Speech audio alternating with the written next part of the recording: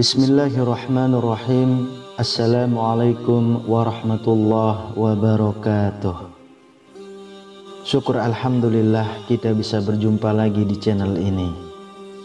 Harapan dan doa saya semoga saudaraku semuanya selalu diberikan kesehatan, dilapangkan rezekinya, diampuni dosa-dosanya, dan dipanjangkan umurnya.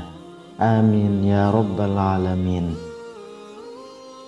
Sahabat beriman yang dirahmati Allah, agama Islam telah mengatur seluruh aspek dalam kehidupan. Bahkan dalam urusan kesehatan pun, Nabi SAW mengajarkan kebiasaan-kebiasaan baik supaya tubuh kita tetap terjaga kesehatannya.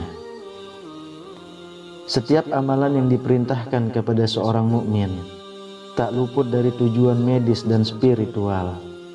Begitu juga dengan sesuatu yang dilarang, sebenarnya juga demi menjaga diri manusia itu sendiri. Jika dikaji dengan penelitian ilmiah dan medis, ini menunjukkan bahwa Allah Subhanahu wa Ta'ala menunjukkan bentuk kasih sayangnya kepada kita, agar kita sebagai manusia selalu menjaga diri dan tidak menyakiti tubuhnya sendiri. Akan tetapi, justru kita sebagai manusia kerap kali mengabaikan hal-hal yang menjadi kebiasaan buruk yang dilarang agama. Padahal tidak hanya penyakit fisik, kebiasaan-kebiasaan ini juga akan menimbulkan munculnya penyakit hati. Sahabat beriman yang dirahmati Allah, apa saja kebiasaan yang sering kita lakukan tapi malah membawa penyakit bagi kita sendiri? Yang pertama adalah banyak bicara. Ada ungkapan yang mengatakan bahwa lidah yang tidak bertulang akan lebih tajam daripada pedang. Mungkin ungkapan ini ada benarnya. Bahkan kita bisa melihat sendiri berapa banyak permusuhan yang terjadi hanya karena ucapan yang dikeluarkan oleh lidah. Begitu juga dengan banyaknya peperangan. Semua itu pun bisa terjadi hanya karena tidak menjaga lisan. Banyak bicara merupakan sikap berlebihan yang membawa dampak atau pengaruh besar dalam lingkungan. Dari Abu Hurairah radhiyallahu anhu berkata bahwa Rasulullah shallallahu alaihi wasallam bersabda, "Barang siapa yang beriman kepada Allah dan hari akhir, hendaknya ia berkata yang baik atau diam." Hadis riwayat Bukhari dan Muslim. Rasulullah Shallallahu Alaihi Wasallam sangat mengkhawatirkan umatnya terkena bahaya lidah. Beliau selalu memperingatkan umatnya, jika tidak mampu mengendalikan lidah, lebih baik kita diam. Hal ini semata-mata hanya untuk menjaga diri dari segala sesuatu yang merugikan. Dalam riwayat hadis yang ditulis oleh Ibnu Majah, pernah dijelaskan bahwa Rasulullah Shallallahu Alaihi Wasallam bersabda, "Tidak ada yang melemparkan manusia ke neraka kecuali hasil yang dipetik dari lidah mereka." Hadis riwayat Ibnu Majah. Dari hadis tersebut bisa kita ambil kesimpulan, lidah membawa dampak besar yang bisa menjerumuskan kita ke dalam jurang neraka. Na'udzubillah. Abu Hatim bin Hibban rahimahullah mengatakan, di antara kesalahan paling besar yang dapat merusak kesehatan jiwa dan merusak kebagusan hati adalah banyak bicara walaupun perkataan tersebut boleh dibicarakan. Seseorang tidak akan bisa memiliki sifat diam kecuali dengan meninggalkan perkataan yang boleh untuk dibicarakan. Yang kedua, banyak tidur. Tidur yang berlebihan juga berpengaruh besar membawa penyakit dalam tubuh manusia.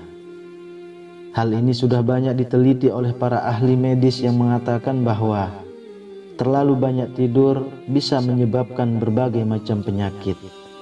Di antaranya adalah sakit kepala, sakit punggung, obesitas, gangguan mental, diabetes, bahkan penyakit jantung. Oleh karenanya, Rasulullah Shallallahu Alaihi Wasallam mengajarkan umatnya agar tidur sesuai kebutuhan dan tidak berlebih-lebihan. Allah Subhanahu wa Ta'ala berfirman, "Di dunia mereka sedikit sekali tidur di waktu malam dan selalu memohonkan ampunan di waktu pagi sebelum fajar." Quran Surah Az-Zariyat ayat 17-18. Ini artinya kita sangat dianjurkan untuk tidur yang cukup dan bangun malam untuk mengerjakan sholat tahajud, kemudian memohon ampun atas kesalahan dan dosa-dosa kita, karena yang demikian itu bisa membuat tubuh menjadi lebih segar. Bahkan dalam penelitian ilmiah yang melibatkan lebih dari 1 juta orang mendapat kesimpulan, terlalu banyak tidur justru bisa mempersingkat masa hidup. Hal ini disebabkan karena tubuh kurang aktif bergerak sehingga bisa menghambat sirkulasi darah ke seluruh tubuh dan membuat organ-organ tubuh bekerja lebih keras untuk memenuhi kebutuhan dari tubuh kita. Allah Subhanahu wa Ta'ala sudah berfirman, "Hai orang-orang yang berselimut, bangunlah untuk sembahyang di malam hari kecuali sedikit daripadanya, yaitu seperduanya, atau kurangilah dari seperdua itu sedikit, atau lebih dari seperdua itu, dan bacalah Al-Quran itu dengan perlahan-lahan. Sesungguhnya kami akan menurunkan kepadamu perkataan yang berat. Sesungguhnya bangun di waktu malam adalah lebih tepat untuk khusyuk, dan bacaan di waktu itu lebih berkesan. Sesungguhnya kamu pada siang hari mempunyai urusan yang panjang."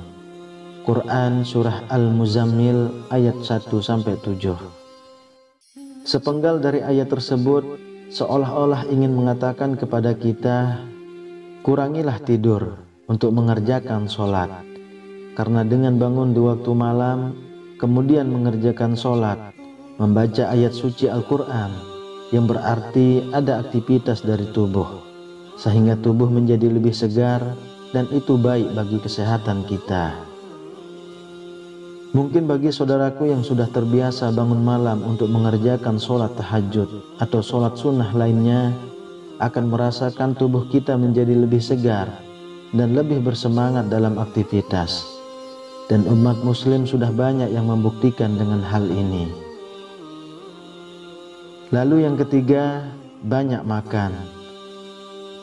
Selain tidur yang berlebihan, banyak makan juga bisa menyebabkan banyak penyakit. Saat makan, kita dianjurkan untuk tidak terlalu kenyang. Dalam hal ini pun pernah dikatakan oleh Rasulullah SAW melalui sabda beliau, "Tidaklah anak Adam memenuhi wadah yang lebih buruk dari perut. Cukuplah bagi anak Adam memakan beberapa suapan untuk menegakkan punggungnya. Namun, jika ia harus melebihkannya, hendaknya sepertiga perutnya diisi untuk makanan, sepertiga untuk minuman, dan sepertiga lagi untuk bernafas." Oleh Imam Asy-Syafi'i rahimahullah menjelaskan bahaya kekenyangan karena penuhnya perut dengan makanan. Beliau mengatakan, kekenyangan membuat badan menjadi berat, hati menjadi keras, menghilangkan kecerdasan, membuat sering tidur, dan lemah untuk beribadah. Kemudian dipertegas oleh Allah Subhanahu wa Ta'ala dalam firman-Nya yang tertuang dalam Quran Surah Al-A'raf ayat 31. "Makan dan minumlah, dan janganlah berlebih-lebihan." Jika Allah Subhanahu wa Ta'ala sudah melarang makan dan minum yang berlebih-lebihan, itu artinya adalah ada dampak buruk yang akan ditimbulkan dari berlebih-lebihan dalam makan maupun minum. Dari segi medis, melalui penelitian ilmiah juga mengatakan bahwa makan yang berlebihan bisa menimbulkan berbagai macam penyakit. Di antaranya adalah obesitas, kolesterol tinggi, mudah lupa, dan lain sebagainya. Oleh sebab itu, mari kita sama-sama mulai untuk menjaga kesehatan yang Allah titipkan kepada kita. Wallahu a'lam bishawab. Semoga Allah Subhanahu wa Ta'ala selalu melimpahkan nikmat dan karunia-Nya kepada kita semua. Amin ya rabbal alamin. Demikian yang bisa saya bagikan, semoga bermanfaat untuk kita semua. Assalamualaikum warahmatullahi wabarakatuh.